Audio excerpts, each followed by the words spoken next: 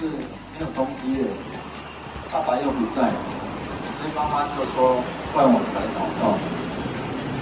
爸爸一夜没有回来，但是隔天祷告完之后，我们就休息睡觉。隔天早上，你知道发生什么事了吗？大家知道吗？知道。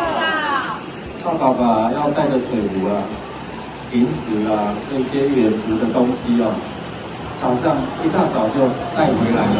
哇！祷告竟然让我们建立死无变有，从没有到有。所以当我们遇到困难的时候，你可以借着祷告、祈求、感谢，将你所要的告诉这位耶稣，他就会赐给我们出你意外的平安，会在你当中哦。所以当你遇到困难的时候，你能够祷告，跟他连线哦。小朋友也是一样，我们大人也是一样，因为在上帝没有难成的事。我们说一遍来，在上帝没有难成的事。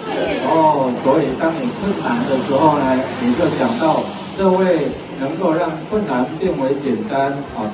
因为在他没有难成的事，就看手，记得的手，耶。